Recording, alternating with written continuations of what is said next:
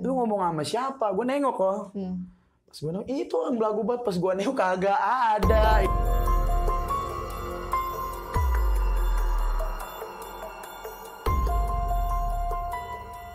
Assalamualaikum warahmatullahi wabarakatuh. Selamat datang kembali di Malam Jumat Miku. Guys, apa kabarnya nih? Semoga baik-baik aja. Dan seperti biasa, Malam Jumat dengan narasumber. Kali ini gue kedatangan... Wes. Siapa bang namanya bang? Nama saya Bruno. Panggil Bruno. Bruno Darussalam. Brunei. Sang lawak juga ya di konten mistis ya. Padahal ini udah backgroundnya udah mistis-mistis. Tapi udah terhibur. Iya, karena kita kan bikin konten. Iya benar. Ya begitulah. Biar nggak horor-horor banget lah. Ya kan ini kalau horor banget gimana lu?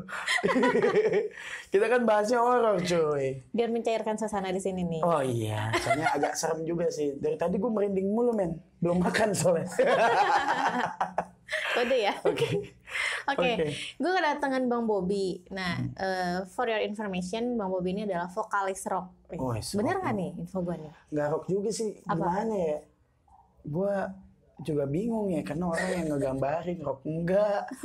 Kayaknya bukan vokalis deh, gue lebih cocoknya kayak apa ya? Karyawan sih lebih cocoknya. Jadi lu sibuk apa nih selain? Gue sibuk kantor, terus sibuk ya reguler nyanyi Langamen lah, biasa ya. Jadi biasa di mana?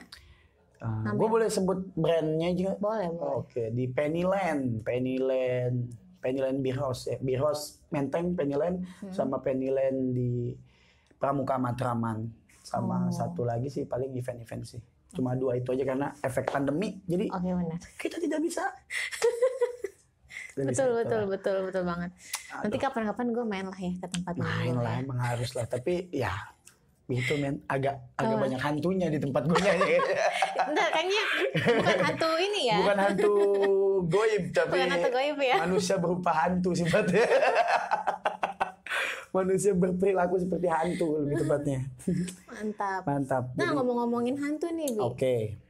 Gue dengar lo punya freak pengalaman. Oke. Pengalaman gue sih ya.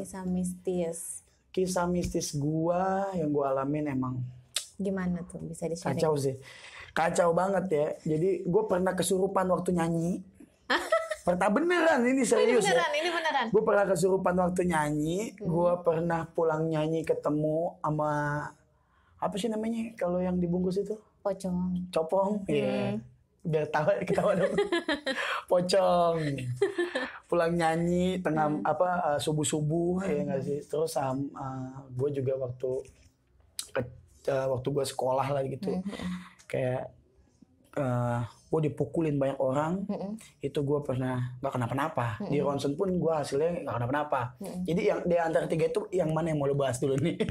Oke, itu kan beberapa tuh lu udah ngasih kisi-kisi lah ya. Gue penasaran yang gimana ceritanya kok lu lagi nyanyi bisa kerasukan? Nah, lu lagi nyanyi I wanna close my eyes, terus gue minta kopi dong gitu. Enggak dong. Sebatang dulu nih. Gimana? Jadi gitu tuh. Jadi gue pernah nyanyi di salah satu bar resto di Bintaro. Bintaro. Gue pernah lah. Tidak usah disebutkan namanya ya. Gue pernah nyanyi di sana. Jadi di tempat gue nyanyi di Bintaro itu gue setim berlima sama teman-teman gue. Yeah. Jadi memang ada salah satu vokalis wanita yang di situ selalu mengaitkan dengan hal-hal mistis. Jadi kayak biar sawerannya banyak lah nih. Jadi suka dikasih garam atau apa. Jadi dia kayak makan kembang gitu. Jadi suka ada ritual-ritualnya gitu. Nah, gue kan memang termasuk orang yang nggak terlalu percaya atau gimana gitu, maksudnya awam gitu ya masalah begitu. Apaan sih nih orang, karena baru kenal, kok kayak begini tingkahnya, makan kembang, tabur garam, maksudnya biar nggak ada ular gitu. Tiba-tiba nyanyi ada ular kan nggak lucu gitu kan. Dari situ jadi banyak banget hal mistis. Terus namanya tempatnya kayak bar resto gitu kan, jual minuman lah ya. Benar. Jual minuman kayak gitu. Terus gue nyanyi, ini dari punggung gue tuh kayak panas gitu, kayak ditekan dari belakang. panas nih gue nyanyi. Padahal gue nggak minum. Kok berasa panas dari sesi pertama, terus makin panas aja nih punggung. Wah, kata gue kenapa nih? Memang sebelum-sebelumnya pun gue nyanyi di situ itu, kayak ada aja nih kan, karena ada patung juga di bar itu tuh, ada patung di bar resto itu ada patung. Jadi patungnya itu katanya, wah nih di patung ini nih suka ada muncul inilah, kadang suka gerak sendiri ini patungnya katanya. Pindah sendiri. Iya, gitu. pindah sendiri. Tapi gue, bodo amat kata gue mau nyari duit kata gue. Gue mau nyari duit, maksudnya gue nggak terlalu ngegubris lah yang kayak gitu. Mungkin saking gue kayak nggak ngegubrisnya, di situ gue kayak, gue cuek aja deh. Malah gue bantai lagi tuh, pundak gue panas, kayaknya gue nyanyi nggak oke deh, gue minum deh. Gue kasih minuman akhirnya gue, diri gue sendiri gue minum. Gue minum, pas nyanyi, tiba-tiba waiters kena 2 orang kesurupan. Drummer gue kesurupan. Wah, gila. Gue kesurupan juga.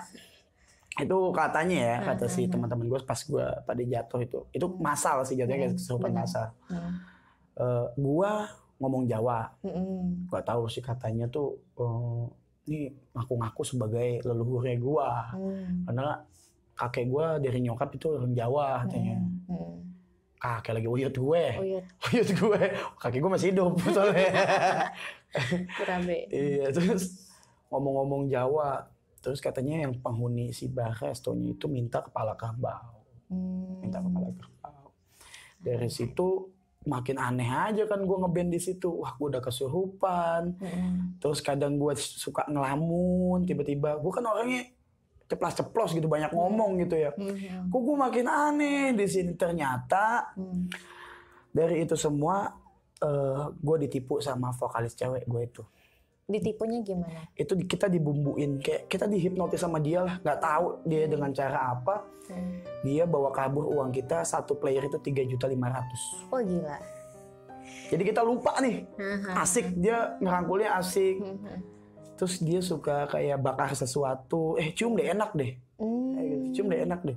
Jadi kita selesai ngeband itu nggak langsung pulang, jadi kita lupa nih masalah budget apa. Ya gitu, ujung-ujungnya kita kena tipu sama satu orang itu yang selalu mengaitkan dengan mistis ya. Sampai owner dari bar restonya itu sempat crash juga sama partnernya. Gua seband sempat tuduh-tuduhan masalah budget, siapa yang ngambil, kenapa budget ini belum cair. Sampai waiters juga sering ngeliat penampakan juga di situ. Jadi gitulah, jadi dibikin gak nyaman sama satu perempuan itu. Oh gitu. Nah, gue pengen tanya nih, itu dalam satu malam itu ketika siapa nih yang cewek tadi dia ada ritual-ritual sendiri, lu kerasukan, terus pada malam itu juga uangnya hilang? Enggak, itu setelah seminggu berjalan. Oke. Uang kita selama ngamen di situ tuh dimakan. Jadi kita tuh selalu percaya sih sama perempuan itu, nggak tahu kenapa setiap ada saweran dari tamu kita ditransfer budget atau dikasih cash gitu, kita selalu ngasih ke dia. Itu padahal sih gila banget. Fungsi si ceweknya nih apa? Vokalis juga. Itu part kita udah nganggep, kita tuh kayak nganggep dia tuh kayak istilahnya kayak kakak lah. Iya. Tapi emang sakti banget berarti bumbunya ya. Iya. Gila. Gitu. Nah, pada saat kerasukan nih, apa yang lu rasain? Selain panas tuh sudah panas, nggak sadar apa? Panas, terus gue gelap ya mata ya, tapi suara orang tuh banyak. Gue mau ngomong juga nggak bisa ya. Emang kayak begitu ya kerasukan? Totali ya? Gue baru pertama kali kayak gitu soalnya. Totali iya, kalau kerasukan totali tuh lu bener-bener nggak sadar, blank. Blank ya? Blank. Bangun-bangun badan tuh pada biru. Gak tahu deh. Dicubitin kali lu. Bukan, itu sih katanya gak tahu, soalnya kan gue gak sadar. Iya benar juga. Lu gak nanya-nanya temen lu. Gue gak nanya-nanya temen gue. Ya itu sih cerita gue yang pertama tadi tuh, yang gue di Bintaro. Ya, gokil guys, ini belum apa-apa nih. Belum apa-apa, gue udah kesurupan. Iya. Apalagi tambah minuman sih. Gak kopi maksudnya cuy. Kopi dingin. Ya, Oke, nah terus yang tadi tuh lo ada bilang cerita di tol, lu nyapa orang itu gimana ceritanya? Itu gua apa ya? Maksudnya terima kasih juga nih sama lu sama pasangan lu yang udah menolong gue juga pada saat itu. Guys, gue gak bantu apa-apa. Perantara ya cuy ya. Jadi gue juga mau ngasih tahu buat teman-teman yang nonton. Jadi gue ditolongin nih sama si suaminya, si kakak yang sebelah saya ini. Jadi waktu itu gue pulang nyanyi dari Matraman. Terus anak gue, kebetulan gue udah punya anak ya. Anak gue tuh baru lahir. Sekarang udah usianya 2 bulan. 2 bulan jalan 3 bulan lah. Jadi gue nyanyi pulang dari Matraman. Dari Matraman keluar pintu tol Lipo Karawaci. Iya, tahu gue. Itu kan sepi tuh, banyak pohon-pohon rindang tuh. Kalau teman-teman ada yang pernah lewat tol, keluar tol situ ya. Sepi. Apalagi gue pulang nyanyi itu jam 2:30 pagi. Gila. Nah, pada saat itu gue bareng sama gitaris gue juga pulangnya. Sama player gitar. Gue bawa mobil, gue ngeliat orang tuh dari situ. Itu sepi banget tol. Gerimis lagi. Wah. Gerimis tuh. Gue pulang dari Matraman, keluar tol Lipo. Ngetap nih, terus ada orang. Nggak ada lagu, nggak ada apa nih. Orang gue ngeliatnya cuma setengah badan gini. Dia begini-begini.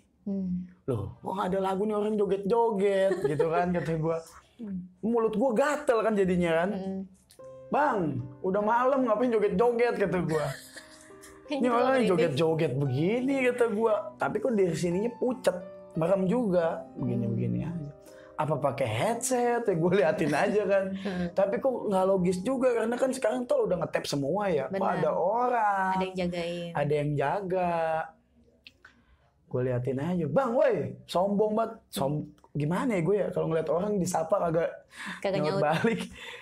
Sombong banget lu. Tiba-tiba gitaris gue ngomong sebelah. Lu ngomong sama siapa? Gue nengok kok. Pas gue nengok, itu orang belagu banget. Pas gue nengok kagak ada. Itu manusianya kemana? Dia begini-begini kan. Gue ngeliat cuma segini doang. Ngangguk-ngangguk. Ini nyetel dugem apa di dunia dia ya? Apa ya? Nyetel I don't know why. I don't know why. Gila. Itu yang lu lihat bentukannya gimana, orang pada umumnya? Pucet kayak orang biasa, cowok. Kata gue, kok ini orang aneh gitu kan. Masalahnya subuh-subuh dia ngangguk-ngangguk. Di pintu tol, anjir, ngapain? Ngapain di pintu tol? Kebayang lagi. Ya udah, dari situ, wah anjir, gue langsung istighfar kan. Gila, gue berhenti di McD seberangnya Lipo. Apaan dong yang gue lihat tadi, kata gue. Gue bakar rokok, gue ngelamun, gue nganterin gitaris gue pulang. Nah, anak gue nangis terus. Pas nyampe rumah nih? Sampai rumah nangis terus. Nangis terus. Wah, kenapa nih? Nah, gue punya teman juga tuh, teman kantor gue namanya Ilham. Iya, tahu gue. Nah, teman kantor gue dia tuh. Anak gue nangis mulu sampai gue bawa berobat. Ini gue bawa berobat. Ini nggak ada kenapa-napa. Panas nggak ada, dicek nggak kenapa-napa. Nyusu aja dia nggak mau, men. Kok nggak biasanya nih ya? Gue bawa lagi ke rumah sakit lagi. Wah, ini masih normal, rumah sakit pun normal. Oh, kenapa nih kan? Timbul pertanyaan juga kan pasti. Keluarga gue juga kan. Soalnya bini gue, kayaknya nih lu ketempelan dah, kata bini gue. Masa sih, kata gue, orang gue juga kan pulang juga selalu assalamualaikum sama cuci muka cuci kaki kan ya, biar bersih. Tapi kok gue kayak bodo amat lah, kayaknya nggak mungkin deh. Soalnya gue kayak gini nggak ada yang mau nempel. Masa ya sih ada kan, kadang kita juga ya pernah lah berpikir gitu ya. Ya masa yang nempel juga beda alam kan, gak enak ya men. Iya, dari situ kan gue langsung curhat ke si teman kantor gue ini, karena gue deket juga kan. Anak gue nangis mulu, tapi gue berobatin ke rumah sakit nggak kenapa-napa, sehat. Apa ya, sampai rumah nangis terus. Coba deh ke teman gue nih, teman gue katanya bisa ngelihat juga. Ngeliat apa? Ngeliat duit mata hijau. Iya, bisa banget. Temen gue katanya bisa deh, coba gue bantu. Udah akhirnya dibawa lah si suami lu itu. Iya. Nah, gue mau nanya juga nih, kira-kira yang nempel itu sosoknya apa sih? Yang waktu ngegangguin anak gue. Berani ngegangguin anak gue. Gini, gue kasih tahu dasarnya. Tapi sambil ngomong nggak apa-apa ya gue ya? Nggak apa-apa lah. Apa ya? Pada dasarnya kan memang makhluk seperti itu kan bisa berubah bentuk. Tapi memang kalau misalnya dia senangnya bentuk kayak itu ya itu aja. Kadang ada yang begitu, kadang ada yang memang berubah juga. Karena gue nggak ngurus nih, gue kan nggak ngurusin nih, gue nggak ikut campur ke situ. Ya? Tapi kalau gue dengar dari cerita lu, ini sih cowok sih. Cowok yang di tol itu ngikut. Karena dia gini loh, maksudnya ini sudut pandang dari makhluk halus ya. Kalau menurut gue nih ya, ada orang nih yang bisa lihat gue. Jarang-jarang nih, gue ikut dia. Gitu Bi. Merinding. Gitu. Karena dia merasa tertarik gitu. Ada orang yang bisa lihat sosoknya dia nih. Gitu. Kebanyakan seperti itu. Oke. Berarti waktu pada saat itu, lu juga nggak tahu persis ya bentuknya kayak gimana? Nggak tahu ya. Enggak. Tapi pernah nggak sih lu ngelihat yang aneh-aneh gitu bentuknya? Yang nyerupain Lionel Messi. Maksudnya sepengalaman lu ya selama lu bikin konten horor, lu kan sering cerita nih buat teman-teman yang sering nonton channel ini. Pernah nggak sih lu lihat yang sosoknya anjing nih aneh banget sih bentuknya? Tiba-tiba job gue sebagai host dibajak guys. Tapi nggak apa-apa, ini kan demi menjawab rasa penasaran lo ya. Gue kan sebagai orang yang awam gitu ya. Gue ngeliat yang kayak gitu ya paling pingsan. Tapi balik lagi kita harus punya iman yang kuat. Benar. Karena kan bagaimanapun ya sebenarnya gue percaya dunia lain itu ada pertama. Dan memang bentuknya tuh macam-macam. Yang paling aneh yang gue temuin apa ya? Banyak sih yang aneh. Tapi ada nih gue satu keingetan. Jadi ini adalah sosok yang mendiami, kalau aku sebut, bukan depan rumah mama kamu tuh. Waduh, depan rumah mertua lu lagi. Depan rumah mertua gue. Mudah-mudahan mertua gue nggak lihat ya. Mudah-mudahan ya Allah. Nanti gue kirim deh linknya ke mertua lu. Kalau udah ditayangin ya. Jadi dia bentuknya gimana ya? Ini kalau dilihat dari muka ya, cowok tirus gitu. Terus dia punya rambut yang gimbal, panjang. Tapi dia punya badan yang berakar. Jadi tuh gimana ya dari badan ke sini tuh dia itu akar semua. Lu tahu akar pohon kan? Manusia akar dong, kutil ya. Kayak manusia akar, iya bener-bener yang gue sampai yang astagfirullah. Wah gila, tapi gue nggak takut karena gue lebih penasaran sama bentuknya. Kok ada yang bentuknya kayak gini? Tapi gitu. Itu beneran dari golongan jin gitu ya? Iya. Emang kayak gitu ya. Tapi pertama kali lu ngelihat sosok gaib gitu di usia berapa sih? Gue mah dari kecil, tapi dari kecil tuh gue cuma sekelebat kayak gitu. Misalnya nih kayak dulu gue waktu masih bocah tuh ngaji. Jadi kan. masuknya IndiHome ya? Enggak juga sih, kalau IndiHome kan Wifi. Iya wifi. Lu tahu. Oke lah ini ya kita samarin ya. Kalau IndiHome kan biasanya dia tuh kayak Indigo lu nyebut brand mulu enggak apa-apa. Masuk. Maksudnya kan kalau misalnya seseorang yang punya sebutan seperti itulah ya. Dia bisa mengetahui nih 5 menit ke depan akan ada apa. Biasanya kan kayak gitu. Nah, gue tuh nggak yang lebih spesifik ke situ sih. Berarti indra ke-6 ya? Lebih dibilang gue sensitif aja sih. Sensitif sama hal-hal yang kayak gitu. Kalau gue waktu kecil tuh gue ngelihat sekelebat kayak kain, tahu kain putih kan diterbangin begitu. Set gitu. Anjir apaan tuh? Karena masih bocil gue nggak ngerti apa-apa. Yaudah gue lari aja gitu. Tapi takut sih gue. Cuma ya memang kan namanya ini perjalanan spiritual. Jadi memang ada beberapa case yang di tahun 2020 itu melibatkan kakak gue juga. Nah setelah dari case itu ya memang gue jadi lebih sensitif gitu. Oke. Kalau penasaran case-nya apa ya udah banyak lah di YouTube tetangga juga udah ada ceritanya. Oke. Gitu Bi. Emang ya. Yang kayak gitu sih selalu ada sih ya, dimanapun ada aja. Tapi gue pengen nanya nih, di diri gue sih ada nggak sih yang? Ada, kalau gue bilang ada. Nah kerasan gue ini dari bokap lu. Bokap gue. Iya dari bokap lu. Nah ini nyambung ke cerita ketiga nih berarti nih ya. Wah yang mana tuh cerita ketiga? Yang gue pernah dikeroyok sama satu RW demi Allah cuy. Gue tawuran. Enggak, jadi gini ceritanya tuh. Ya emang gue bocah-bocah SMA gitu ya. Bocah SMA itu emang bandel lah. Bisa dibilang bocah SMA itu lagi masa-masanya, wah gue nih, gue harus punya cewek nih. Pembuktian diri lah ya. Pembuktian ya, gue harus punya cewek nih. Biasanya bocah SMA suka gitu kan.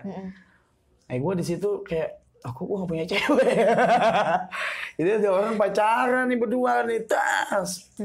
Gue godain deh namanya bocah-bocah SMP gitu kan, gue godain, cowoknya marah. Gue sikat cowoknya, jeger aja kan. Disikat. Wah, taunya gue dikeroyok abis itu. Dia bawa masa lagi nih berarti. Iya, dia bawa masa. Datang ke... Waktu itu gue lagi main futsal. Ke tempat futsal. 1 RW itu banyak banget tempat futsal. Baju gue dibuka, udah kayak maling gue. Tonjokin pakai bata, pakai cutter. Cutter anjay, lu nyituin apa namanya? Buku juga sobek kan ya, cutter. Terus pakai helm, itu gue setelah dipukulin sama 1 RW itu, gue dibawa langsung ke rumah sakit. Dibawa ke rumah sakit, di ronsen. Ya pikiran bokap gue kan namanya orang cuan mulu otaknya kan. Oh, gue duitin nih di visum. Bener. Pas di visum hasilnya normal. Geblek. Pas di visum malah hasilnya normal, akhirnya nggak jadi duit, malah dipukulin balik sama teman-temannya bokap gua, rumahnya malah dipukulin balik, ya jadi damai. Ya pada heran sih, semua heran juga, kenapa kok bisa nggak kenapa-napa. Setidaknya ada lebam sedikit lah ya. Setidaknya itu ada lebam. Nah, akhirnya nyokap nanya, anak gua kok dipukulin kagak kenapa-napa. Dari bokap katanya, bokap itu kakek gue kan dulu dalang. Oke. Kakek gue dalang dulu. Almarhum yang dari bokap. Dia punya sabuk, dibawalah sama bokap gue. Disimpan di rumah. Katanya ngikut ke gua, gitu ceritanya. Harusnya jadi cuan itu, men. Gila, berarti ya bener nyambung. Iya, nyambung. Jadi gitu ceritanya sih. Oh, pantes. Ada yang nempel gitu ya? Iya, bukan nempel sih. Emang gimana ya? Lu pernah denger nggak sih kayak istilah dari keturunan gitu? Oh, iya. Iya, kayak gitu sih. Kalau nempel tuh gini, apa pengertiannya ya? Lu misalnya lagi kemana? Nah, ada makhluk halus asing nih gitu. Suka sama aura lu, ngikutin lu tuh baru namanya nempel. Tapi kan kalau ini kan memang nggak yang tanpa sengaja gitu, memang dari bokap. Gitu sih. Sampai sekarang? Ada, masih. Masih? Sosoknya apa sih? Cowok sih yang gue lihat, cowok. Tua? Setengah baya. Pakai kopiah? Itu lu tahu. Woi, bener cuy. Bener kan, men? Padahal gue asal nebak loh, cuy. Tapi kenapa ya? Gue tuh orangnya, gue sedia kalau cerita yang kayak gitu, gue selalu, gue orang penakut, men. Gue orangnya penakut parah. Sampai sekarang pun kalau gue mandi harus ditemenin istri gue. Jujur aja, serius ya, men. Ini setelah kejadian yang kemarin? Enggak sih, awalnya sih emang waktu gue SD itu, nenek gue tuh dulu kan kakek gue polisi ya. Kakek gue polisi, dapat dinasnya di Legok. Di Legok Tangerang. Kabupaten Tangerang, Legok. Tahun 2004. Dia beli yang memang tanahnya itu tanah, dengar-dengar sih tanah wakaf apa sih. Jadi yang nggak seharusnya dijadiin bangunan. Jadi dari rumah itu banyak teror. Itu awal-awal gue penakut, coy. Awal-awal gue jadi pribadi yang sangat parnoan gitu untuk masalah hantu gitu ya. Takutan aja gue ngelihatnya. Jadi ngelihat beginian takut dengar cerita begini. Tapi gue pribadi yang penasaran, selalu penasaran banget. Gue kalau buka konten-konten tuh yang Japanese horror gitu. Enggak dong, enggak. Review bangunan tua, gue nontonnya kayak gitu-gitu kan. Penasaran, cuma dari yang kejadian gue waktu SD itu tahun 2004-2005 ya. Wah, itu gila sih. Jadi pernah ngeliat gue orang di rumahnya kan tingkat nih nenek gue. Di loteng ada orang duduknya sila tuh gini. Itu anjir banget sih. Iya. Lari gue langsung ke bawah. Pernah ngeliat juga, jadi gue menyokap gue malam-malam tuh bikin Indomie. Bikin Indomie, gue balik badan, ada nyokap gue juga masuk ke kamar mandi. Wah, itu gue langsung bangsat, gue jadi penakut dari situ. Terus dapet jadi kakek gue tuh lihat ular katanya. Kakek gue lihat ular, ada ular tuh, ditangkap sama sepupu gue, sama sepupu gue. Terus ada mahkotanya ditaruh, terus hilang itu ular. Gila. Ini mahkota di si kepala di kepalanya. Wah, anjir, terus siluman. Geblek ditangkap terus. Iya, terus gak lama ditaruh kan di dalam karung. Karung bener-bener karung. Hilang itu ular. Ya iyalah. Kita tahun 2008 langsung pindah. Kita cuma kuat 4 tahun aja di situ. Karena memang banyak banget teror-teror aneh. Dari situ gue jadi pribadi yang penakut banget. Tapi sebenarnya dari situ pun kayak lebih ngasah kesensitifan lo sih menurut gue. Seiring adanya interaksi gaib gitu ya. Gitu kalau ya, tapi kedepannya pilihan lu sih, antara lu mau ngasah lagi tuh bisa makin tajam lu. Tapi kalau misalnya lu orang yang cuek bebek, bodo amat lah gitu. Udah gue mau have fun aja, gue jalanin hidup gue, mau ada mau nggak, lu pada nih, maksudnya lu pada itu sih makhluk halus ya bodo amat gitu. Jadi dari kita nyambung lagi ya kayak yang jagain gue ini, kata lu ya. Kata lu jagain gue. Dia tuh menolong gue nggak sih kalau misalkan ada makhluk lain yang pengen gangguin gue? Tergantung. Biasanya mereka tuh kuat-kuatan energi, Bi. Maksudnya kan makhluk kayak gitu kan punya energi ya, punya kapasitas energi. Kalau misalnya ada yang gangguin lu tapi si dia nih energinya kalah, ya tetap aja nggak bakal bisa ngelindungin. Takut, jadi ngedon dulu. Jadi dia sama kita dong berarti. Sama. Kayak, anjir, nggak tahu ya abang-abangan gue nih. Iya. Nyerah deh, gue nggak bisa deh gitu. Lu serahin aja nih cucu gue nih. Sikat apain aja deh setelah lu. Kayak gitu. Kayak gitu ya? Kayak gitu, makanya gue nih selalu mengedukasi kalian lah ya. Maksudnya jangan terlalu memprioritaskan kayak gitu. Karena di atas langit masih ada langit. Dan yang mempunyai langit itu siapa? Tuhan kita. Nah, gitu. Jadi balik lagi ke situ. Maksudnya ya udah lu andelin Tuhan lu aja. Jadi dengan kita mengandalkan Tuhan, nanti ada pertolongan sama Tuhan lu. Dia pasti akan melindungi ya dengan yang emang kepunyaannya dia gitu loh. Jadi siapapun yang ada yang bisa gangguin. Nah, iya benar. Gue juga karena nyambung ke cerita yang pertama tadi gue yang ditipu 3.500.000 ya. 3.500.000 mungkin buat teman-teman kecil lah, tapi buat gue tuh buat bayar token, buat beli minyak lagi langka tuh. Iya, itu udah itu udah lumayan banget. Jadi gue pada saat itu gue mengikhlaskan itu, udahlah lu berbuat jahat sama gue, lu main sampai gue disetel lu, men. Asli sama vokalis gue yang itu. Jadi sebadan gue nih dari sini muter ke sini itu luka bakar. Untungnya nenek gue bisa. Gue dibakarin air rebusan pisang mas yang udah tua, dibacain doa, rontok. Pada itu yang rontoknya itu bikin mungkin geli ya. Jadi gede kayak kebakar terus meletus tas. Besok pagi kering semua kayak debu. Itu yang paling gue anjir, gue udah disantet, gue udah ditipu. Itu gue udah serahin sama Allah gitu ya. Gue udah serahin, emang ini udah mungkin ini teguran lah, bukan cobaan, karena gue pribadi yang bisa dibilang jauh banget. Gue perlu banyak belajar agama juga. Udahlah, ini mungkin teguran buat diri gue. Terus muncul awalnya COVID, gue nggak ada pemasukan sama sekali. Udahlah, gue berserah pada saat itu. Dan boom, tiba-tiba gue dapat panggilan kerja. Gue punya istilahnya sekarang ya, posisi gue udah alhamdulillah banget. Gue bisa nikah dari tempat kerja gue sekarang. Sampai gue trauma mungkin di musik ya. Gue akhirnya ambil job beberapa yang gue pilih-pilih kayak teman-teman terdekat gue aja lah. Terus gue bisa beli mobil dari tempat kerja gue sekarang. Itulah karena kenapa kita percaya pertolongan Allah gitu ya. Bukan ini kodam gue nih, keren. Nggak ada itulah. Ya, karena balik lagi ke situ, menurut gue udahlah itu sih yang luar biasa banget gitu. Itu nih contohnya udah ada. Nah itu dia nyambungkan guys, udah ada contoh nyatanya gitu. Maksudnya di atas langit masih ada langit, dan kita ya udah berserah diri aja sama yang punya langit. Ya Allah Subhanahu wa Ta'ala, udah. Jangan berpikir emang kita harus mempercayai itu ya, karena dunia kita bersebelahan lah. Betul. Karena di agama kita pun kita harus mempercayai itu, mempercayai hari kiamat juga. Betul. Mempercayai.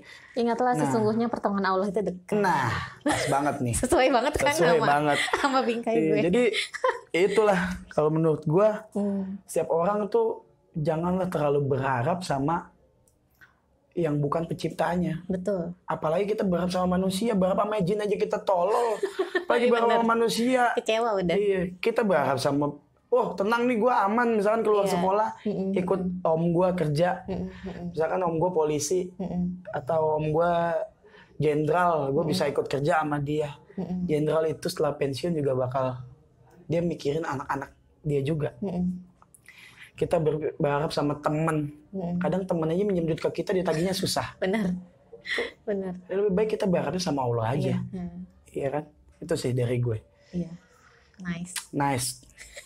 Itulah dari saya sepenggal cerita-cerita horor ya, horor juga sih dibilangnya, cuman nggak terlalu serem. Ini maksudnya tapi lu banyak mengedukasi dari cerita-cerita lu. Oke, alhamdulillah. Iya, gila seru sih, gue baru ini kedatangan narasumber yang seru banget nih. Semoga kalian gak bosan ya nonton konten gue, karena memang baru ini nih ada narasumber yang nggak ada otaknya. Gue nggak ngomong, dia sendiri yang ngomong. Oke, guys, mungkin malam Jumat Miku sampai sini aja karena berhubung dengan waktu, dan gue juga kasihan dia belum mandi nih, guys. Iya, gue dibangunin sama suaminya telepon. Sikat. Kebetulan kita tetangga, jadi gue juga gak nyangka dia tetangga gue. Beda berapa blok ya? Lu cuma beda berapa rumah sih? Lu blok apa sih? Gue ada 1. Gue situ. Oh ya udah. Gue kadang suka jajan tuh di situ tuh di bawah Pais. Ya udah, daripada kita ngomongin perumahan tempat kita tinggal, mending kita tutup aja daripada nggak jelas. Ya udah, terima kasih yang sudah menonton sampai sejauh ini. Gue Milda pamit undur diri. Saya Bobby. Jangan lupa di follow Instagramnya @bobsiskandar. Mantap. Nanti akan gue cantumin di link deskripsi ya. Oke. Wassalamualaikum warahmatullahi wabarakatuh.